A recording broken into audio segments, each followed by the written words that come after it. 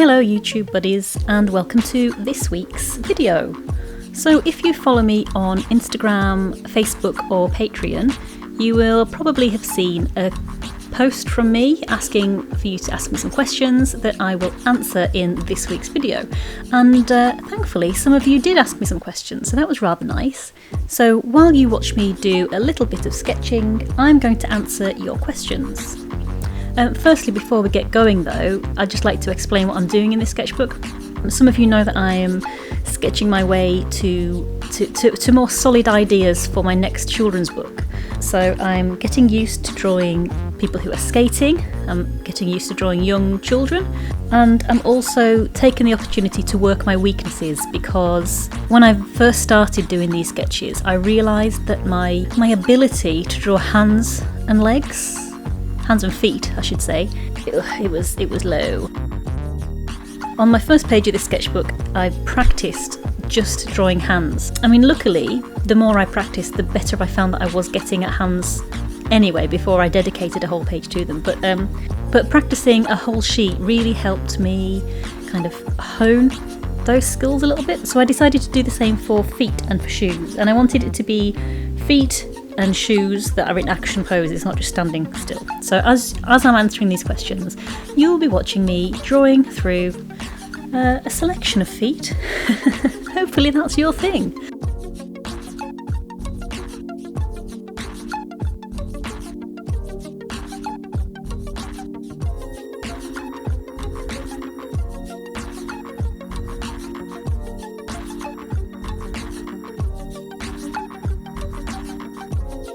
Right, let's get to the questions.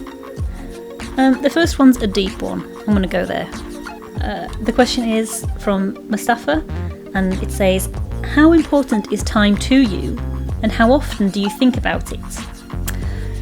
I'm not sure whether you mean time as in generally, like the movement of time, passing time, or how I kind of segment my time in my working day. So if it's the movement of time, generally, yeah. I mean, I think about it all the time. I'm continually shocked at how quickly time is going by. I don't know about you guys. But if it's about how I segment my day, I try and plan a few things that I would like. I started bullet journaling. I don't know if you know about bullet journaling. If you don't, have a look on YouTube. There's loads of videos about it. And it's basically an analogue way of being able to organise your day. I started doing it, and it's kind of fallen off a little bit, so I kind of do lists now. So I make lists of things I know I need to do, because otherwise I'll forget about them, and I'll just tick them off one by one as they go on, and the things I don't get through I'll add to my next day's list, which is kind of the core thing for bullet journaling anyway. So yeah, so that's how I organise my time through the day.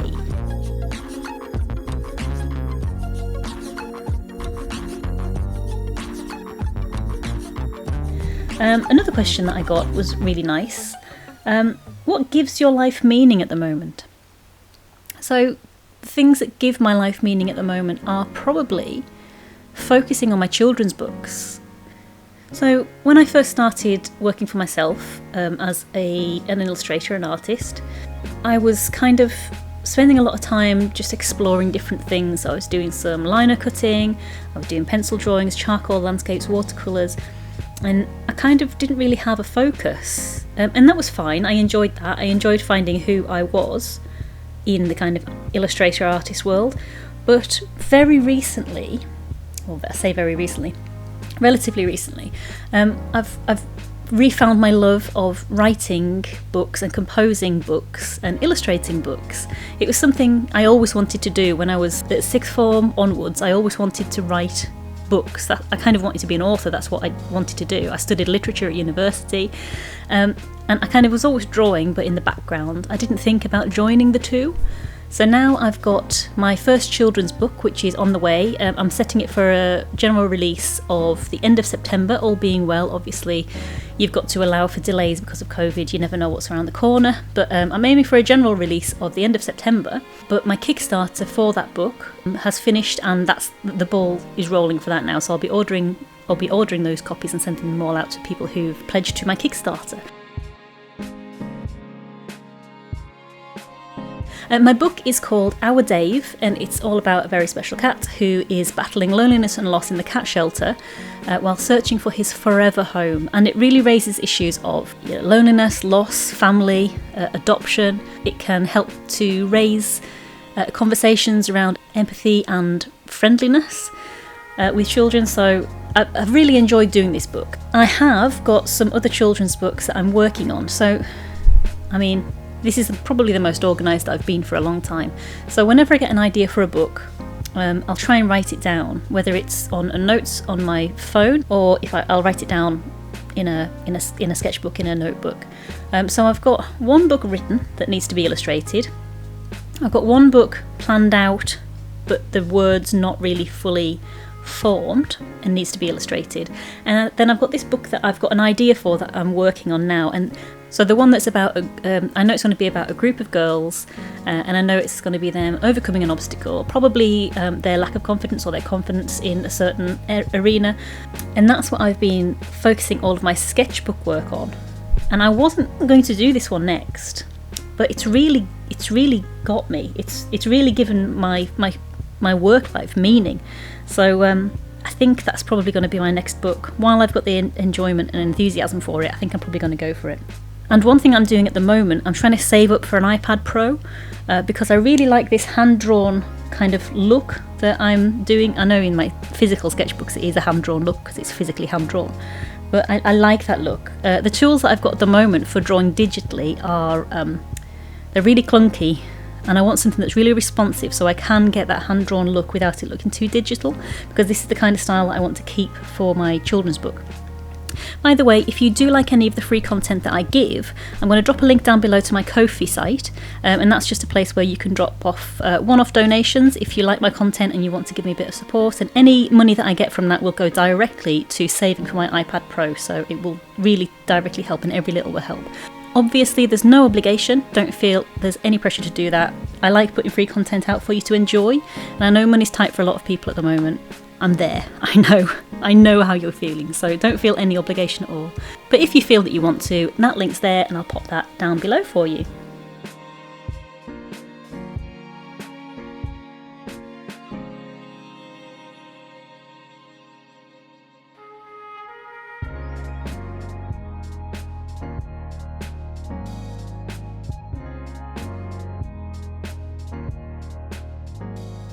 Okay, so the next question is from Jen Lewis. She's one of my patrons. Thank you, patrons. And she says, how do you stay focused on a project? That's a really good question, Jen. I don't really know how to answer that. Like I said in my answer to the previous question, when I first started my illustration journey, in terms of it being my career, I just flitted from one thing to another. I flitted from, liner printing, watercolour, gouache, pencil drawings, charcoals, and I really enjoyed it. But the thing I suppose that's kept me focused recently is having an aim. So having an idea that I want to do more children's books. I want that to be a really big key part of what I put out into the world. So that's given me a lot of focus. But more generally, I think it's quite easy for me to keep my focus because, I work from home. I'm lucky enough that I've got the spare room, what was the spare room in our house, completely to myself. It's my studio. I've even got a sign on the door that Andy bought me for Christmas that says Emma's Studio. And I don't have kids. Basically, if I can't stay focused on something, I've got no excuse. I've basically got no distractions. Well, apart from my cat, who needs feeding every now and then, but he's fairly low maintenance. He sits on my desk and watches me draw. He's a great office buddy.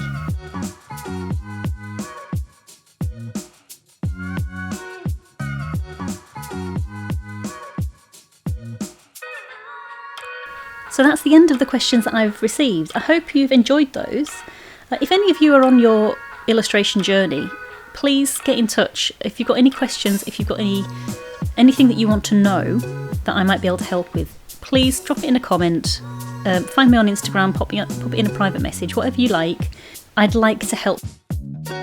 Because you may or may not know, I haven't always been an illustrator. I didn't train as an illustrator.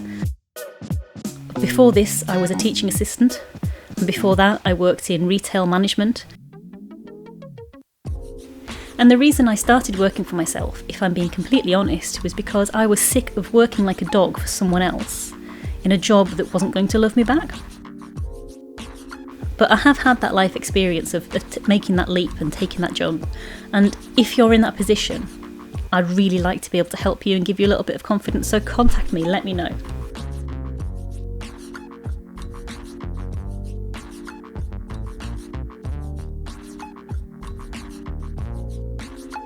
So I'm going to leave that there. Thank you to everyone who's popped a question to me this week. That's been really helpful.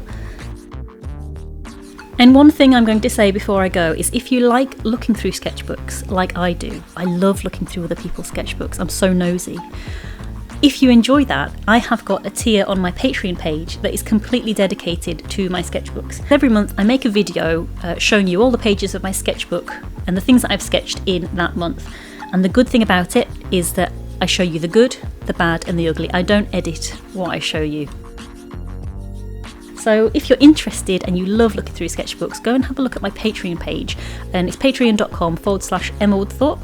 And if you want to be part of my Patreon gang, but you can't afford to pledge any money for a tier at the moment, don't worry, you can follow me for free on there, and I do give out free content. I'm going to leave this video there. I hope you've had a nice time, and I hope you have a lovely weekend, and I'll see you next week. Bye bye.